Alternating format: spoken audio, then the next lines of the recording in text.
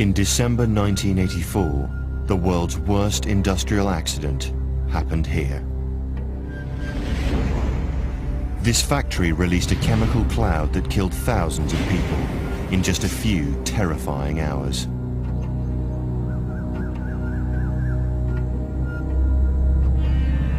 The accident happened because of a chemical reaction that took place in this tank. A reaction that led to one of the biggest man-made disasters in history. What happened here were seconds that shocked the entire world. Disasters don't just happen. They are the result of a sequence of events locked together in time. The science behind what went wrong is hidden in these seismic seconds.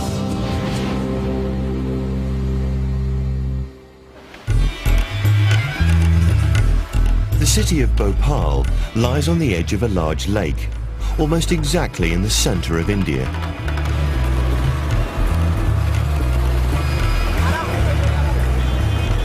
It is the capital of the region and is growing at a phenomenal rate. With a population of over 1.4 million, this is a busy, bustling and vibrant place.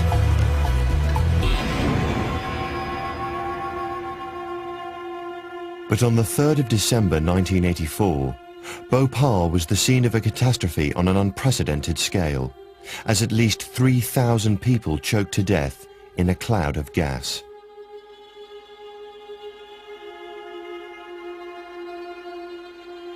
Many times that number survived that night, only to have their health and livelihoods wrecked, while compensation claims and legal battles continue to rage.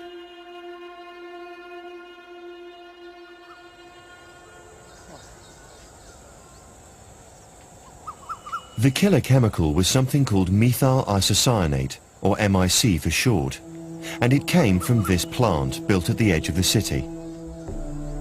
It has been sealed off from the outside world for over 16 years, preserved by the Indian government as it investigated the cause of the disaster.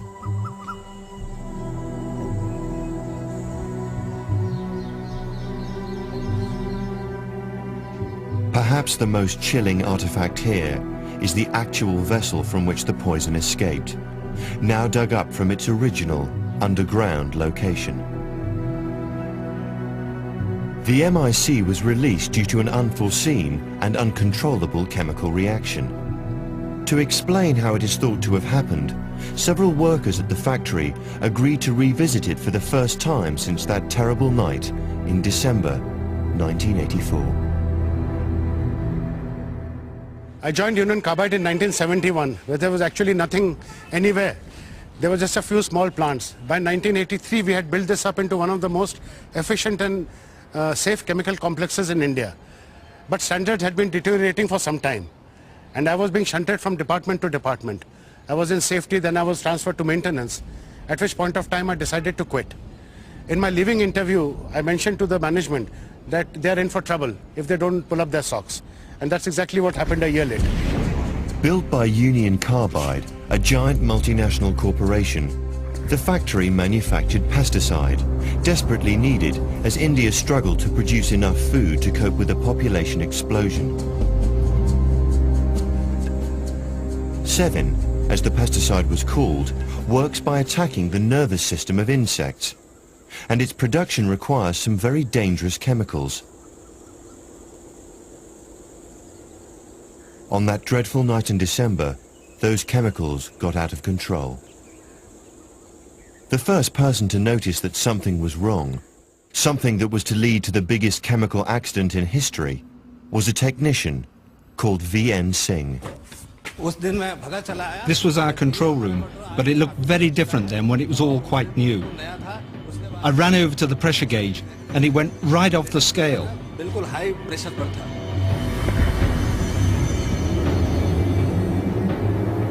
Outside, 40 meters away, the storage tank was about to deliver its deadly load. It was 15 minutes past midnight. The contents of this tank represent the triumph of profits over safety. To understand how this happened, we need to wind the clock back 4 hours. The events that led to the contamination of the tank are still disputed, but the findings of the Indian government point to a disaster that started at approximately 8:15 that December evening, when a plant worker began some routine maintenance. He connected a water hose to part of the plant's maze of pipework. Keeping the system clean was vital, as contaminants could easily be formed during processing.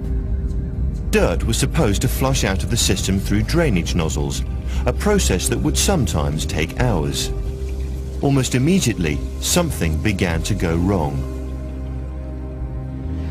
He had unwittingly started a sequence of events that would end with the deaths of thousands.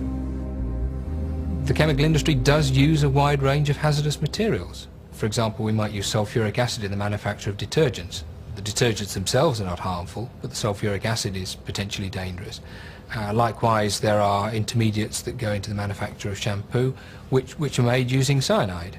If you're going to carry out a process of that type, you need to be careful. And clearly at Bhopal, they weren't. The disaster's origins lay in the particular way in which Union Carbide chose to make Sevin. Chemistry is a little bit like cooking. If we're trying to make a molecule like Sevin here, what we'd like to do is to buy the ingredients off the shelf. We don't want to have to make any complicated intermediates if we can possibly avoid it.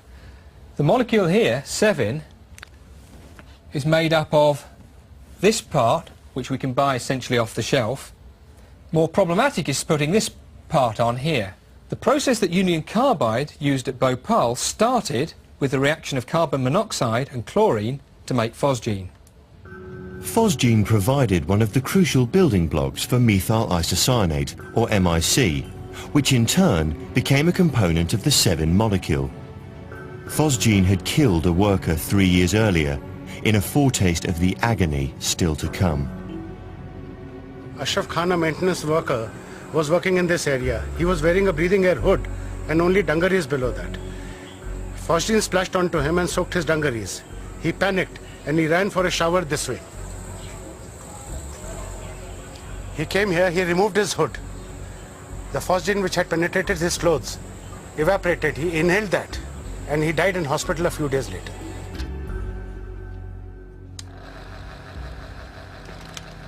Phosgene became infamous when it was used in warfare, and most infamously during the First World War.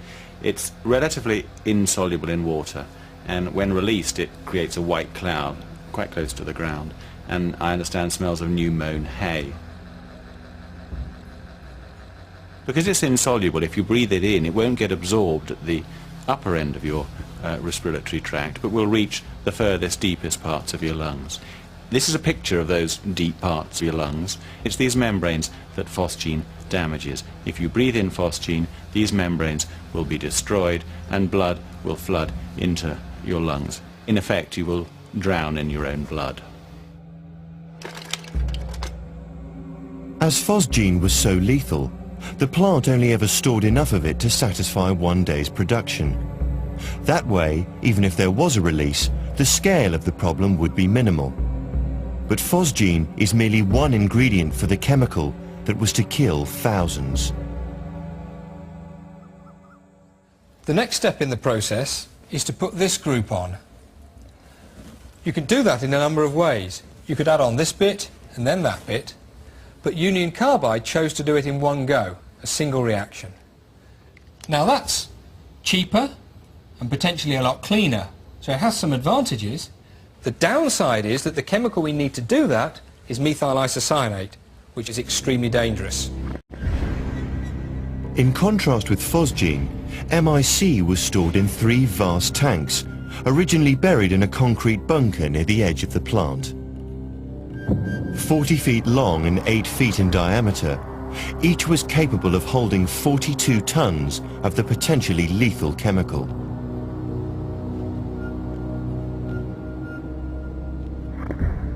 Where phosgene was a famous killer kept in small quantities, MIC was stored on a scale that would kill thousands.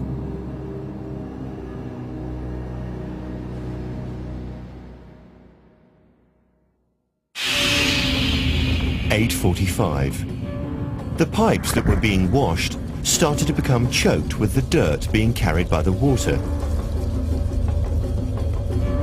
The nozzles became blocked and water began to back up, flowing into one of the main pipe systems that ran throughout the plant. MIC is very handy stuff. It reacts to produce particular molecules that we probably couldn't reach easily by other chemistry. So it's very useful to the chemist. He can build things in a way that he wouldn't otherwise be able to do. It's also reactive, which means that things that happen fast. We don't need very long reaction times, and we tend to get perhaps cleaner chemistry, fewer waste products. However, the reactivity is a problem. It means that it's going to react with a whole range of things it might come into contact with. Water, for example, or worse still, people. Keeping MIC apart from water is vital, because if the two liquids mix, anybody nearby would be in serious danger. MIC is a highly irritant gas. It has two important physical properties that make it particularly unpleasant. The first is that it's very soluble in water. And the second is that it vaporizes or boils at a temperature almost exactly the same as the body. This means that if you inhale MIC at low concentrations, it's going to affect in the first place those parts of your body that are wet, which will absorb the MIC. That's your eyes, your mouth, your throat, and your upper airways. At high enough concentrations, it'll get the whole way down to that part of your lung where oxygen is transferred into your bloodstream. And very similar to the effects of phosgene, if that part of your lung is damaged, then serum will flood from your bloodstream into your lungs, and you'll die from a sort of internal drowning. With water flooding the pipes, time was running out. The tank should have been protected from contamination, but a catalogue of failures was about to have the most terrible consequences for the people of Bhopal.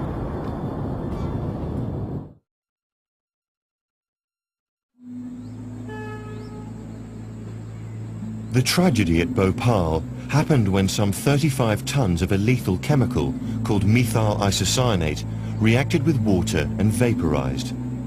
Thousands of people in the shantytown that surrounds the plant were gassed, dying in the same horrific way that soldiers were killed in the First World War. The disaster was due to an amazing combination of circumstances. Had each happened on their own, the accident would never have occurred. In terms of designing chemical plants, there are really two sorts of safety. One is designing the plant to be safe in the first place, and the second is operating it safely. And at Bhopal, there were problems in both areas. 3 hours to go until the catastrophic release. The first of many hundreds of litres of water found their way from a routine cleaning operation into the main pipe system that ran throughout the factory. It should have been impossible for the water to get very far, but mistake number one had already been made. A safety procedure existed to isolate sections of pipeline before they were cleaned. A simple piece of metal called a slip blind is inserted and the bolts done up tight, achieving an impenetrable seal. Incredibly, this procedure was often ignored at Bhopal. To install a slip blind like this would probably take about 2 hours, and you would have had to wear a lot of protective clothing, because when you undid the bolts of these flanges, the possibility of chemicals splashing onto you would be there. If one of these small pieces of steel had been inserted into the process pipeline, in all probability this disaster would not have happened. By 9:30, the water was able to travel freely through the hundreds of meters of pipe that separated the main plant from the MIC storage area and its deadly content.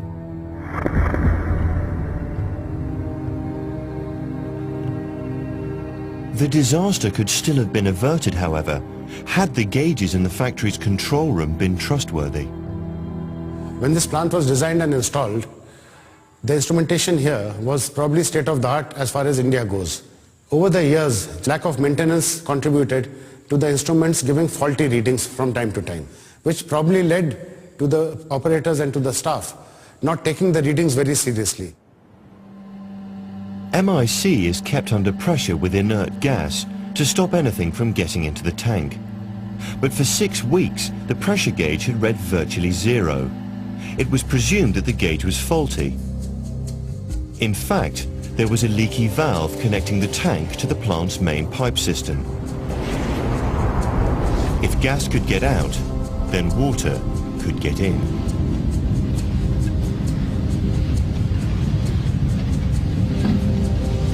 By approximately 10 o'clock, the contamination had started. The reaction of MIC and water generates carbon dioxide as one of its products. It also generates heat. Of course, the heat starts to warm the mixture. It's an exothermic reaction, as we call it. What I'm going to do is a similar reaction that obviously uses much safer chemicals.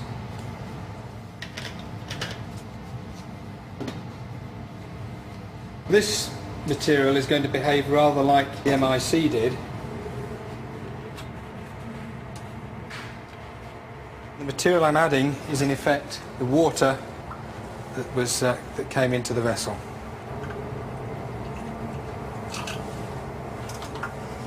We add that, and as you can see, gas bubbles start to form. Water is denser than MIC, so it falls to the bottom of the vessel. The first part of the reaction takes place where the two layers of liquid meet. So this looks exactly like the MIC water interface would. We're generating bubbles at the boundary between the two liquid layers. But the key issue is the heat. This heat heats up the reaction mixture. The temperature rises, and when the temperature rises, the reaction speeds up, and in turn generates heat even faster. It's what we call a runaway. Even with water in the tank, it should have been possible to control the situation. MIC has to be kept cool, and the tanks were housed in a concrete bunker, insulating them from the fierce heat of central India. There was also a cooling system controlled from a purpose-built refrigeration plant.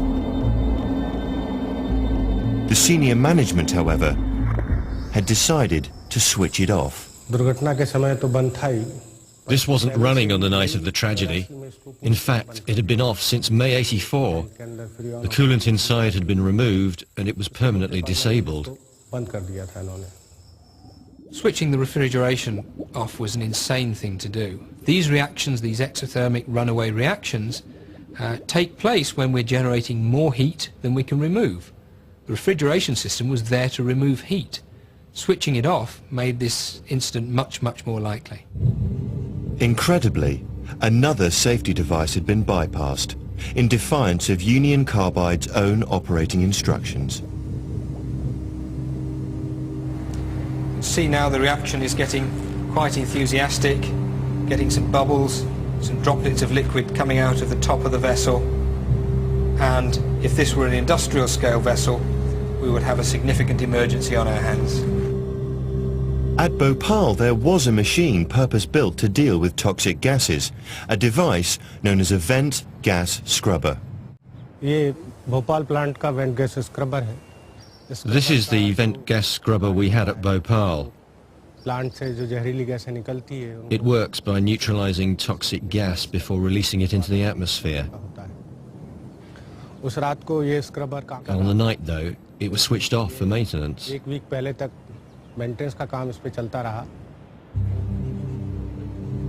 Even if this vital piece of equipment had been on, it was too small to cope with the quantity of MIC that was now out of control.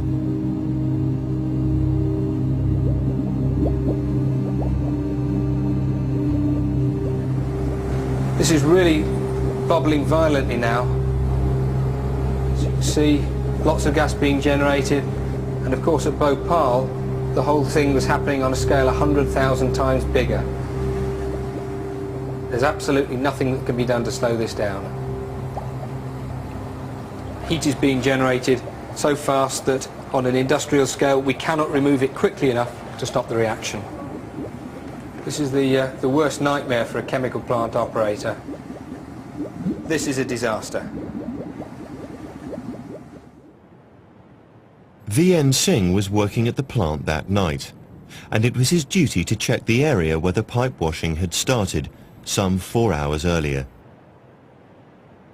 By this time, midnight, water was flowing once again from the drainage nozzles, but he noticed that something was wrong. The disaster was just minutes away. When I got here, I saw water running out of the bleeders, but my eyes started to hurt. This was quite common at the factory, but that day it was very, very bad, so I ran to the control room. What VN Singh saw when he got to the control room about a minute later was the final stage of a chemical process that had been underway for over 2 hours.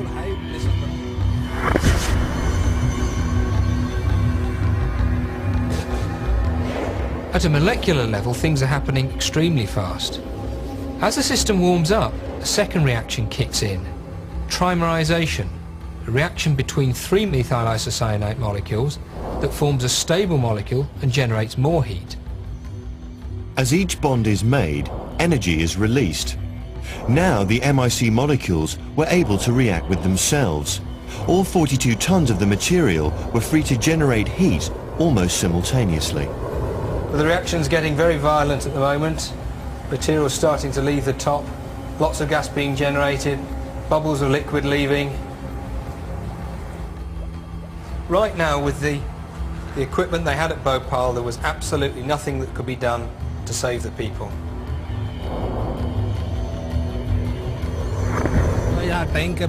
So I came running out to tank E610, and even though it was underground, you could hear a terrible rumbling noise, and the concrete started to shake and crack.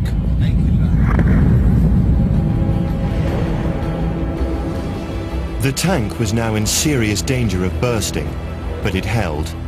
Instead, a pressure relief valve blew, and the gas was on its deadly way. It travelled to the main plant structure, through the useless vent gas scrubber, and then out. The gas was carried away by a southeasterly wind, clear of the plant, but directly over the sleeping city of Bhopal.